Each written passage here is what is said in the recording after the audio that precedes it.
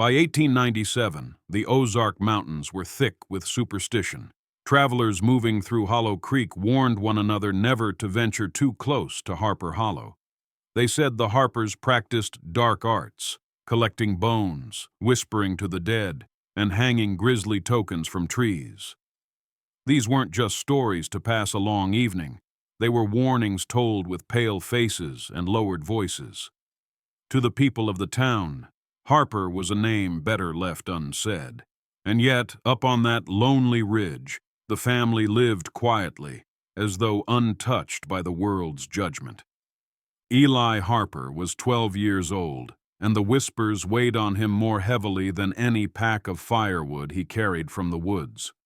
He was slight, with untamed hair and a restless look in his eyes.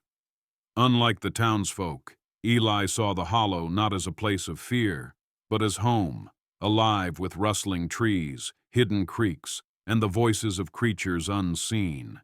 Still, he longed for something more. He longed to sit at a desk without feeling the stares of other children. He longed to be more than the bone collector's boy.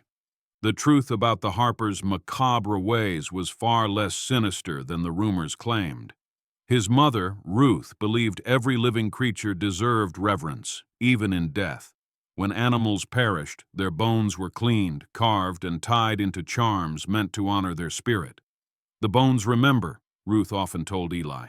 "If we respect them, they guide us, not haunt us." To Eli, these were lessons in reverence. To outsiders, they were signs of witchcraft.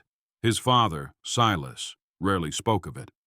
A veteran of the Civil War, Silas lived in silence, carrying scars that went deeper than his skin. Hollow Creek was a place of hard-working farmers and wary eyes. They had seen too much hardship, failed crops, floods, and fever, to welcome oddness into their midst.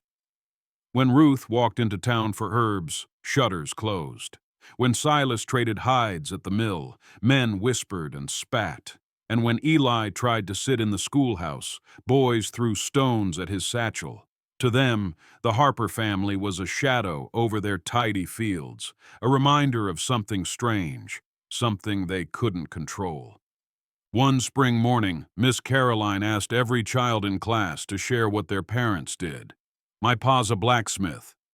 "Mine raises hogs." When it was Eli's turn, he hesitated. The classroom seemed to lean closer. "We help the woods rest," he finally whispered. Laughter burst like gunfire. "He means they steal bones," one boy jeered. Eli's ears burned hot, his fists clenched. That night, he asked his father why they couldn't just be like everyone else. Silas, sharpening his knife in the firelight, answered quietly, "Because the world needs people who remember what others forget." One evening in late summer, Eli found a man collapsed near the creek bed. His clothes were torn, his leg twisted wrong. "Ma! Pa!" Eli shouted, racing back to fetch them. Ruth and Silas carried the stranger inside, set his leg, and fed him broth. He was a drifter, calling himself Thomas, and the Harpers expected him to vanish as soon as he could walk. Instead, Thomas stayed a while, watching how Ruth worked with bones, how Silas carved tools with quiet precision. "Folks told me you were monsters," he murmured one night, staring at the charms hanging above the hearth. "But you've shown me more kindness than any soul in town." When Thomas finally left, still limping, he pressed a small pocket knife into Eli's hand. "A tool's only as good as the hand that holds it," he said. "It can harm, or it can save." Remember that Eli traced the worn wooden handle, feeling a warmth that had nothing to do with the metal blade. For the first time, someone from outside the family had seen them not as monsters, but as people. The gift became his treasure. That autumn, a storm rolled over the Ozarks like an angry beast. Thunder split the sky, trees snapped in half, and lightning set fire to a farmer's barn. Eli and Silas ran to help, though the townsfolk tried to push them back. When a boy was trapped under the collapsing beams, Silas dove in and dragged him free, coughing from the smoke. Yet when the storm cleared, gratitude never came. Instead, Whispers spread that the Harpers had cursed the barn to begin with. Then came the day everything changed. Mary Collins, the youngest daughter of a respected family, went missing in the woods. She had chased a stray calf into the trees and never returned. Search parties scoured the forest, but the rain had washed away her tracks. Desperate and frightened, the townsfolk turned their fear toward the Harpers. "It's them!" Mr. Collins raged. "They've taken her for their devil charms." The sheriff gathered a mob, rifles in hand, and marched toward Harper Hollow. The Harpers were caught off guard by the crowd at their doorstep. Eli stepped out first, his voice trembling but firm. "We didn't take her." Ruth held up her bone charms, explaining they were not tools of harm but of protection. Her words only fanned the flames. The sheriff, caught between fear and duty, gave them an ultimatum. "You've got one night to bring the girl back, or I won't hold these men back." The mob dispersed reluctantly, leaving behind only threats. That night, Eli lay awake, listening to the wind. He thought of Mary, alone in the dark, frightened as he often was. He thought of Thomas's knife and his mother's charms. Slipping from bed, he lit a lantern and set out alone. If he could find Mary, maybe, just maybe, the town would see the truth.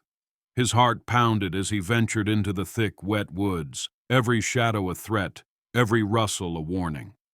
As he wandered deeper, he noticed the bone charms his mother had hung swaying in the branches.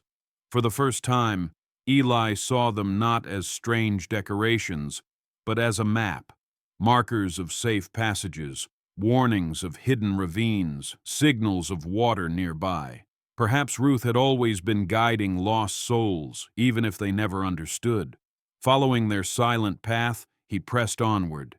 Hours later, Eli froze.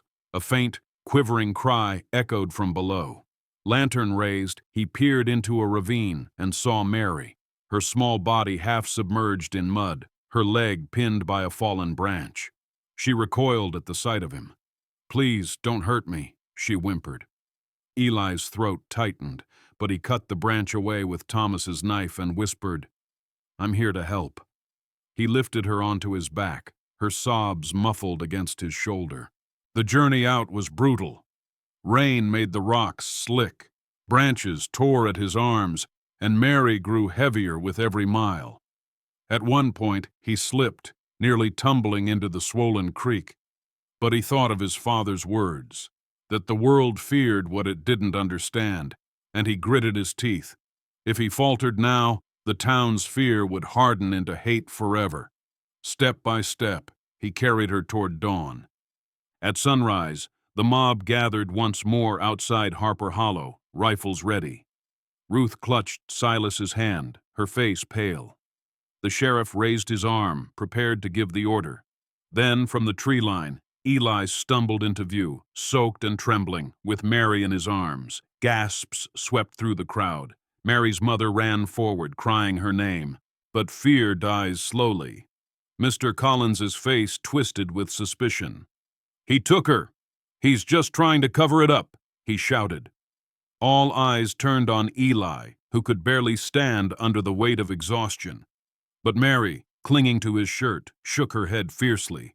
"No," she cried, "he saved me. I would have died if not for him." Her words rang clear as a bell, cutting through the murmurs like sunlight through fog.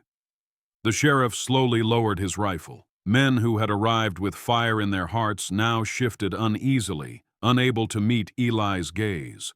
For the first time, they did not see a monster's son, but a boy who had braved the woods alone to bring a child home.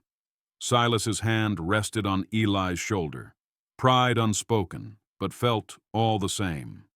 Weeks later, Miss Caroline assigned the children to write essays about heroes. Some wrote of cowboys, some of soldiers. When Mary stood, she spoke instead. "My hero is Eli Harper," she declared. "People think his family is strange, but he is brave, and he is kind. Maybe we all should try to see the world like he does." The classroom went silent. Even the boys who once mocked Eli stared at him with new eyes. Change came slowly, like spring thawing winter's grip. Farmers still whispered, but their voices softened. Ruth's charms, once spat upon, began to appear in the branches of other trees, imitations made by children. Hollow Creek still held its fears, but it also held something new: respect. The Harpers were no longer outcasts in the shadows. They were part of the story, guardians of the woods, keepers of memory.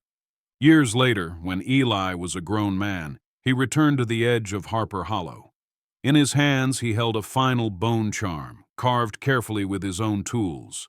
He hung it on the oldest oak tree, where forest met farmland, and etched a simple circle within a circle. Not for protection, not for fear, but for remembrance. The Harpers would always be remembered as the bone collectors, but not in whispers of dread. In the Ozarks, their story became a lesson that what we fear in others may be what saves us in the end.